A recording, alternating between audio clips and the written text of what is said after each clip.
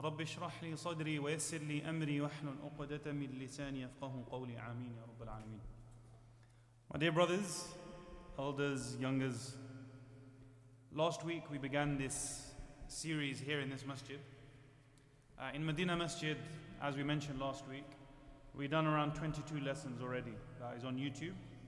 And we covered from the beginning of the seerah all the way until one event in the seerah, which is the incident of the satanic verses. That's where we left off in Medina Masjid. And then last week, we tried to capture as much of the episodes that we did in Medina Masjid as we could, but we still haven't caught up in terms of the full recap yet. So inshallah, my plan is to spend this week, last week, and next week inshallah on just recapping the 22 lessons that we did in Medina Masjid. And then the week after next week, we will continue from the lesson after the incident of the satanic verses. So last week we covered from the beginning, which were the khasa'is, the specialities, the description of the Prophet ﷺ. We then spoke about pre-Islamic Arabia. We spoke about the birth of the Prophet, and then after that we spoke about his childhood when he was into foster care, and then we spoke about some incidents when he was a young boy. And then we ended with speaking about some incidents in his early manhood. So if you can raise your hands, just a couple of points from the brothers so we can recap. Does anyone have any summaries or any points from last week that they can share? Anyone? Any points? Yes.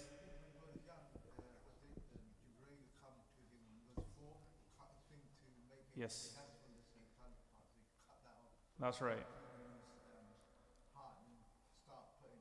Absolutely, mashallah. So the brother mentioned one of the incidents we discussed was when the Prophet ﷺ was a young boy and he was under the care of Halima Sa'adiyya and her husband, under their foster care. There was an incident in which Jibreel alayhi salam came, physically lifted the Prophet ﷺ, cut open his heart, literally, took out the heart and removed a black portion of the heart, and this was the portion of shaitan, cleansed his heart in a basin of Zamzam water, and then put it back inside the chest. And after this, Halima Sa'adiyya, she got a little bit scared and she said, now we will send the Prophet back to his mother. That was one of the incidents. Instead, yes.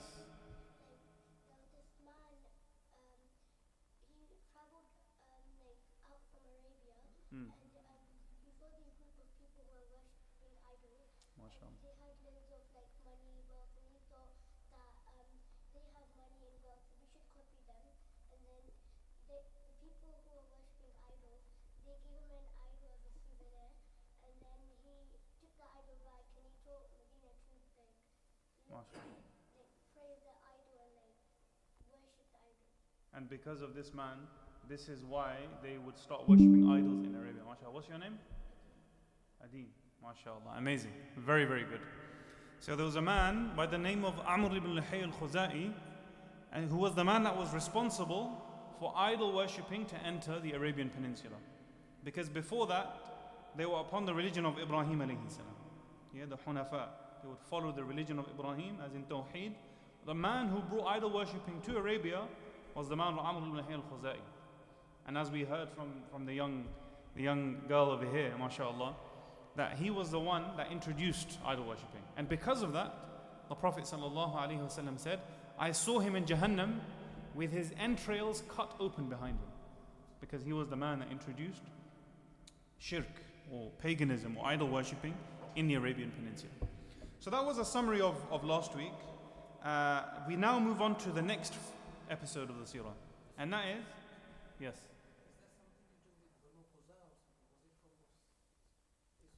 No, so this man, he was one of the leaders of the Arabs of the time. He was one of the. No. So this is way before the Prophet ﷺ's time. Centuries and centuries before the time of the Prophet ﷺ. So at the time of the Prophet, when the Prophet was born, and the Quraysh, there had been many centuries of them worshipping idols. But the man who was responsible for bringing idol worshipping into the Arabian Peninsula was Amr ibn al-Khuzai. Because after Ibrahim alayhi salam entered the Arabian Peninsula with Ismail alayhi salam, and through Ismail, his progeny, for many, many years, the people were Hunafa. They would worship Allah. There was only Tawheed there. But then this man came a few centuries after. The exact date is not known, but this man came way before the birth of the Prophet sallallahu alaihi wasallam. So, Allahu A'lam what tribe it was, I'm not sure, but he was one of the leaders of the Arabs. And because he was a leader, he was influential and the people copied him. So that's how he was able to bring idol worshipping in. So we now move on to the next part of the seerah, and that is the Prophet's marriage to Khadijah radiallahu anha. And subhanAllah, we as Muslims must understand here that these non-Muslims, the Islamophobes, they want to tarnish the message of Islam by labeling the Prophet sallallahu alaihi wasallam many things. And some of them may call him a man that wanted many women because he married many wives. But if you look at the example of the Prophet, while he was young, he only married one woman. And he married a woman that was older than him, that had been married twice before. And he married her, why? Because of her nobility. He didn't marry her because she was young, a lady that was never married, very, very young. No, she was older than him. And there are many different narrations. Some say Khadijah radiallahu anha was 40. Some other opinions say she was around 28. And the Prophet sallallahu alaihi wasallam was 25 when he married her. But the point is, absolutely she was older than him.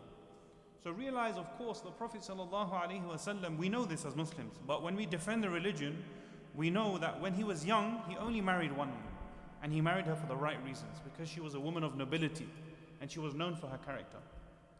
So how did the Prophet ﷺ meet Khadijah radiallahu anha? Khadijah had an elder sister who had a flock of camels, and she hired two people to look after these camels. This is a sister of Khadijah radiallahu anha. And these two men were the Prophet ﷺ and another man. And after they had finished grazing the camels, the Prophet ﷺ said, "We're done, let's go and ask for our wages now." But the Prophet ﷺ said to his companion that was with him, that was working with him, "Why don't you go on my behalf to get our wages, because I'm too shy to go." Because the Prophet ﷺ had haya. And when he went, the Prophet ﷺ's companion, to get the wages, after Khadijah radiallahu anha had heard about the Prophet ﷺ's character, something entered her heart, that this is a man of good morals. He must be an amazing man.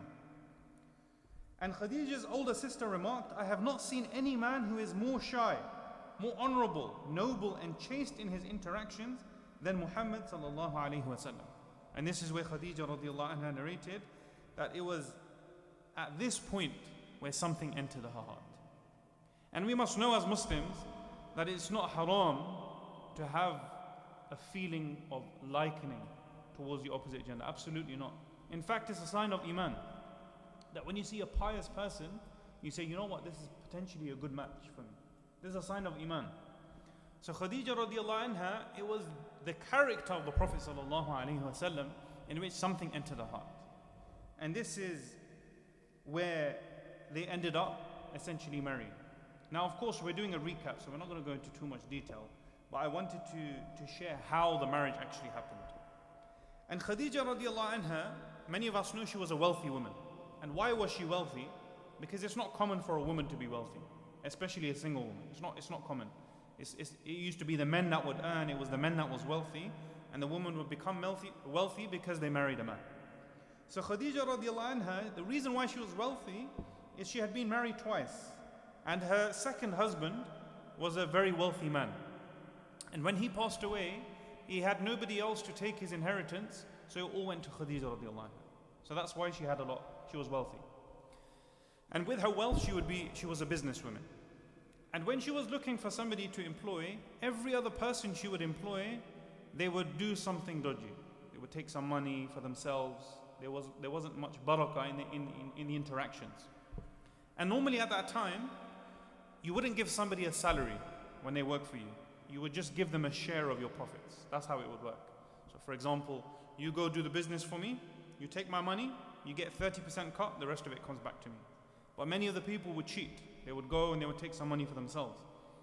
But when she had hired the Prophet ﷺ to be her employee to go and do business for her, the Prophet ﷺ came back with 2, 3, 4 times the amount in profit. Why? Because everything the Prophet did, there was barakah in it. And Khadija radiallahu anha was very generous. She said to him, you can take half. Half of whatever you earn, half of it is yours. And no, for those of us that are businessmen, is really generous. If you're giving all the money, normally you don't give half. But Khadija radiallahu anha, she gave half of it to the Prophet sallallahu alaihi wasallam. So essentially, when they came back, so there was an instance where Khadija radiallahu anha sent a message to the Prophet through her servant, asking him to take care of her caravan.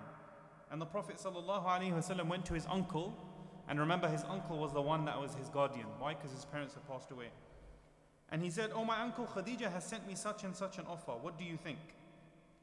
And Abu Talib said, oh, my nephew. And when he's asking this, when he's saying this to his uncle, an offer, he means in marriage.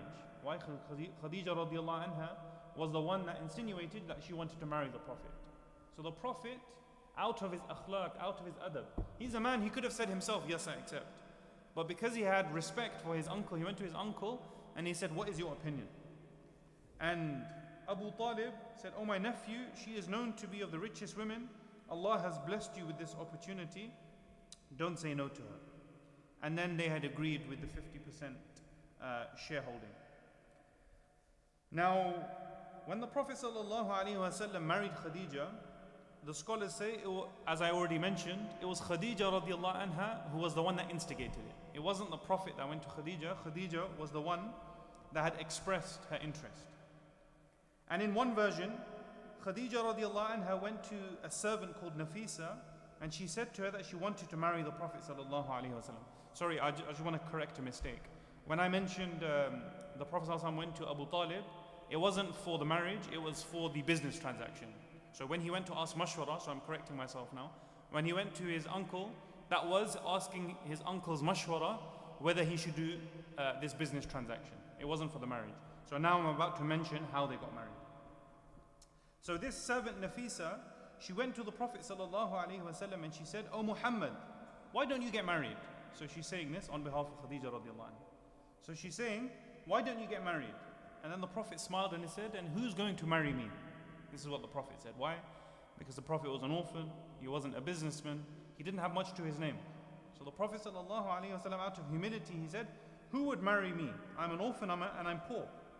And Nafisa said, what if Khadija wanted to marry me? And the Prophet ﷺ then fell silent, and then he said, why would she want me?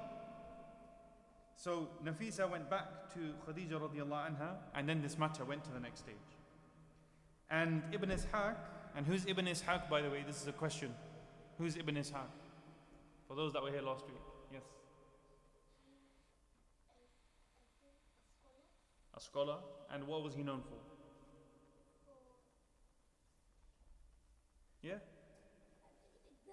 Really big book, well done. So he was the first one to write the book of Sirah. So all the books of Sirah that we see, originally it comes from Ibn Ishaq. So Ibn Ishaq mentions that this marriage, it took 3 months after the Prophet ﷺ returned from his business trip. So when he came back 3 months later, this is when the marriage took place. And then the marriage took place, and Abu Talib was the one who delivered the khutbah, and then the Prophet ﷺ married Khadija radiallahu anha. The other details I'm not going to go into too much, but there is one story I want to mention, and that is Aisha radiallahu anha. As we all know, she was the favorite wife of the Prophet sallallahu alaihi wasallam towards the end of his life, because the Prophet had multiple wives towards the end of his life, yeah. And all the wives knew that the favorite wife of the Prophet is Aisha radiallahu anha. So Aisha radiallahu anha narrated once that I was never more jealous of any woman than I was of Khadija, even though I didn't see her. SubhanAllah, can you imagine that? So Aisha radiallahu anha said, no other wife was I jealous of except for Khadija radiallahu anha, even though I have not seen her. And then she said, because I knew how much the Prophet loved her.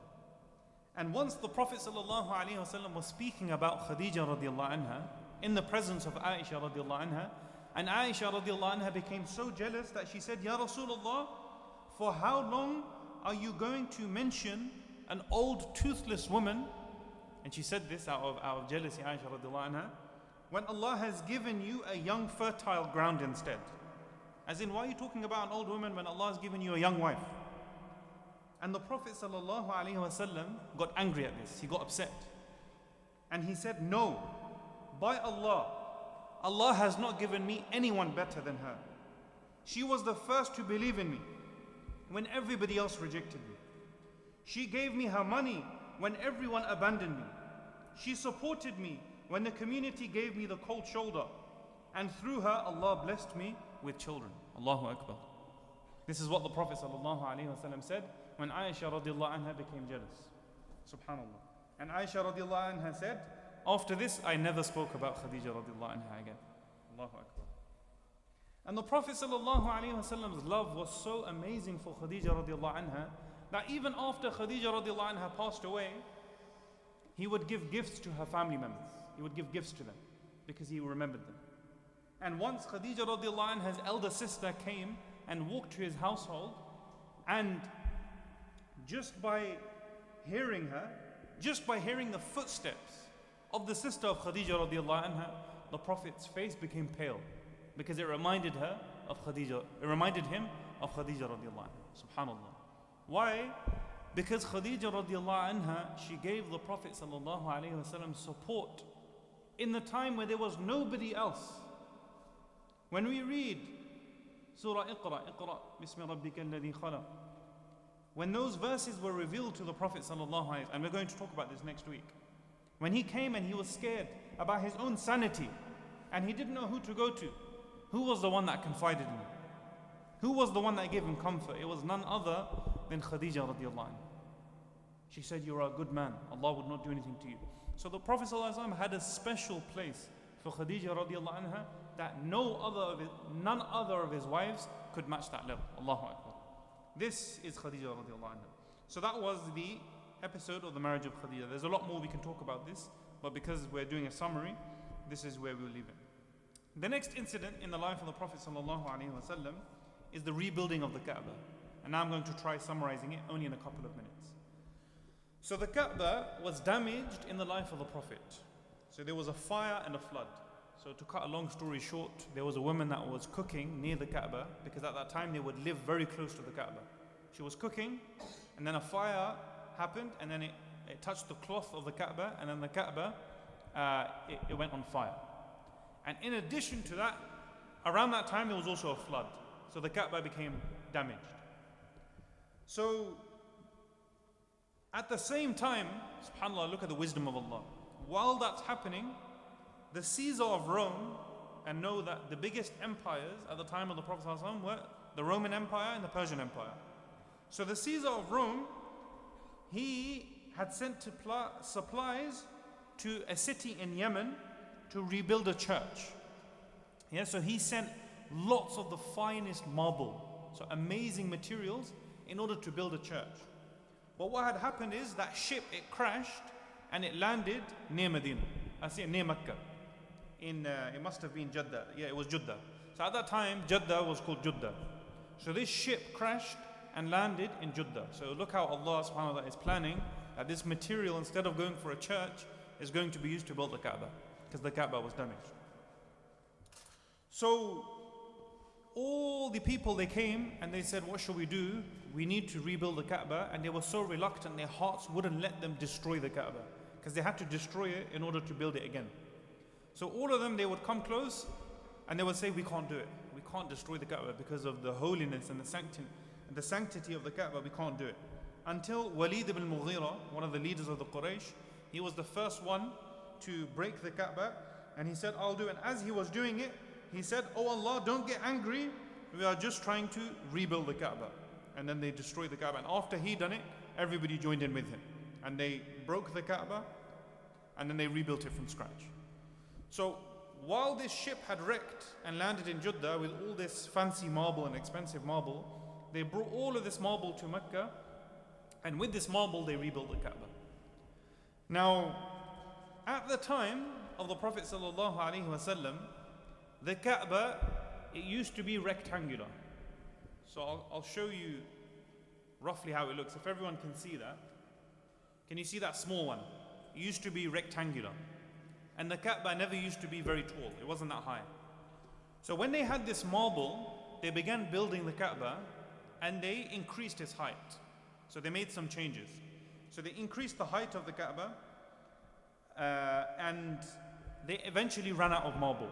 So they weren't able to make it rectangular in its shape. Instead, they made it a square.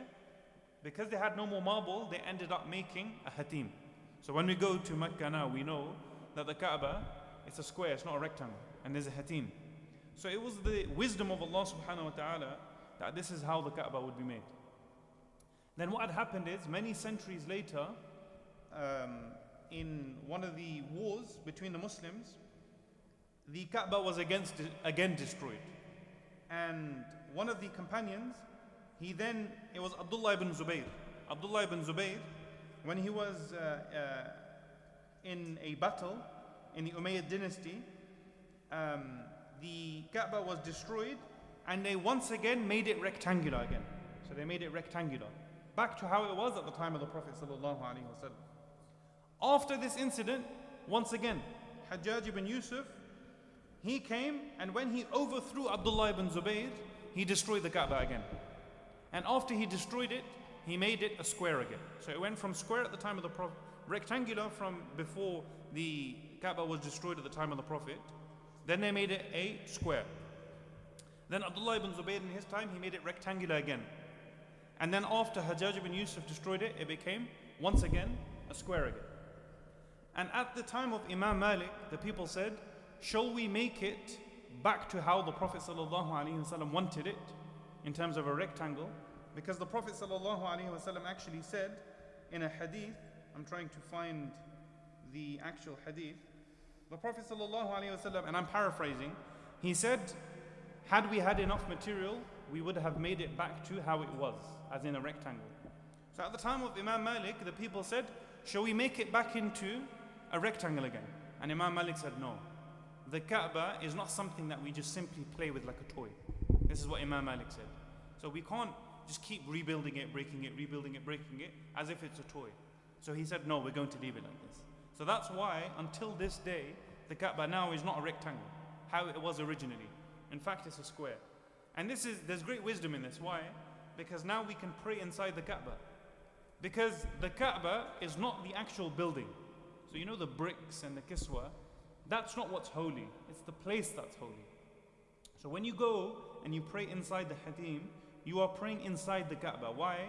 Because it's that rectangular shape, that rectangular land, that is the land that is holy. And that is what the Kaaba is. And so there's great wisdom in this, that Allah had intended that the Kaaba now, obviously we can't pray in the Kaaba. How many millions of people go to Makkah? We can't pray inside the Kaaba, it's impossible. But we can pray inside the hatim. So by that, through Allah's wisdom, we are able to pray inside the Kaaba. And that was the story of the rebuilding of the Kaaba in the life of the Prophet ﷺ. The next story I want to mention is, yes.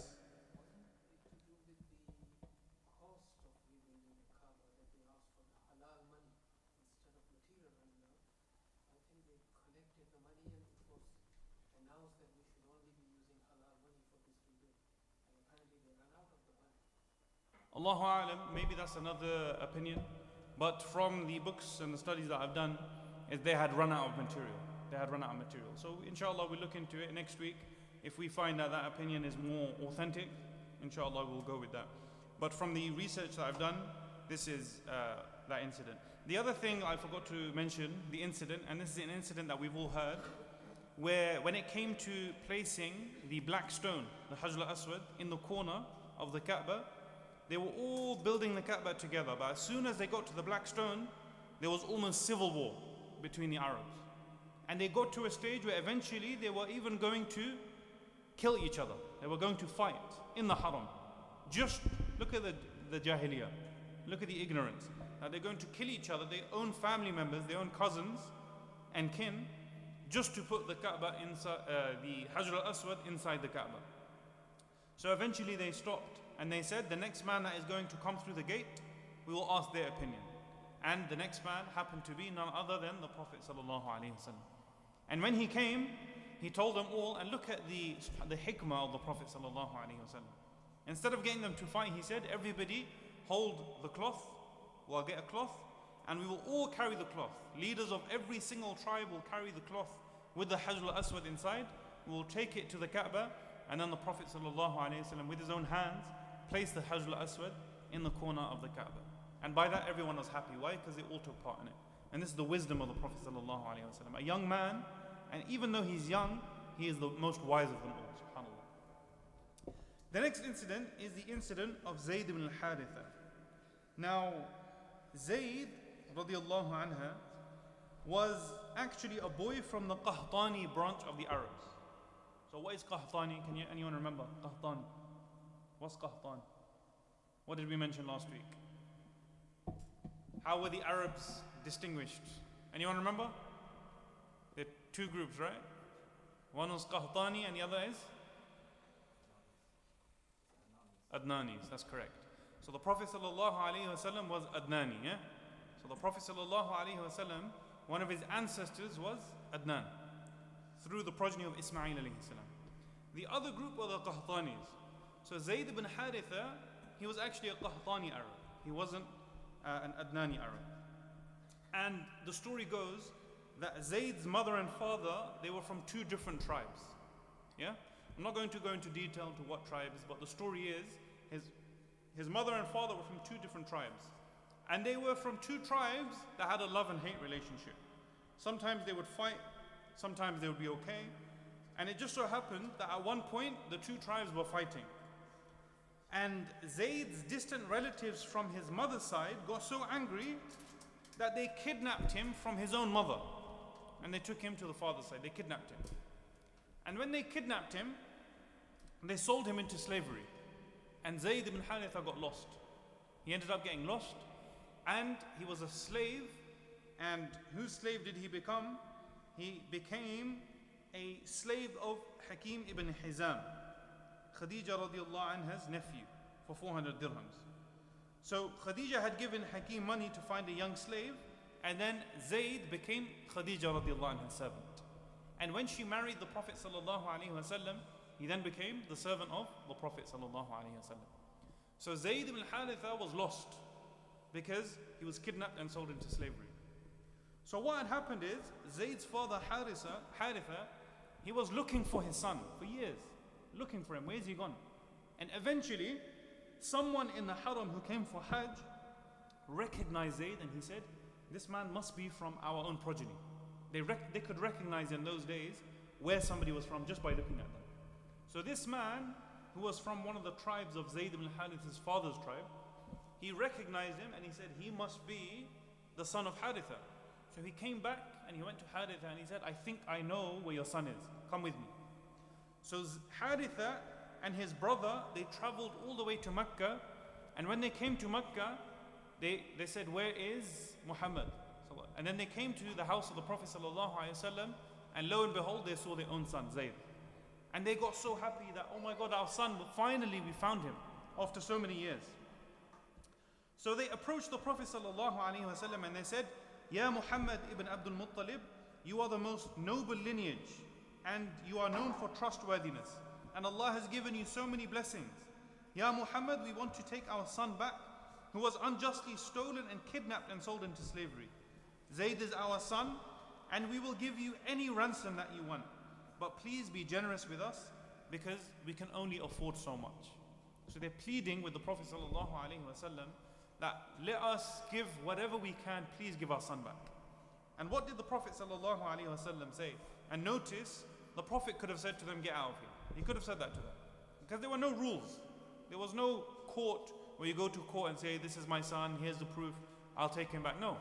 In those days, there's no power, you can't do anything. So the Prophet ﷺ said,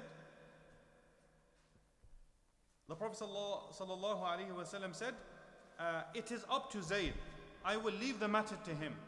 If he chooses you, I will send him back with you without any ransom. As in, you don't have to pay me anything. You can take him back. But if he chooses me, I can never turn anyone away from anyone who has turned to me. So after hearing this, Haritha and his brother, they got so happy that obviously he's going to choose us. I'm his own father and this is his uncle. Why is he going to choose another man who he's a slave of, a servant, he's a servant. Why is he going to choose to be a servant rather than coming back to us? So they got happy that we don't have to pay anything and we're going to get our son back. So then they said to the Prophet, "Oh Muhammad, you have done marvelous and you have done much more than what we could have asked for." So the Prophet ﷺ called Zayd, who's around 25 years old at this time. And he said to Zayd, "Do you recognize these men?"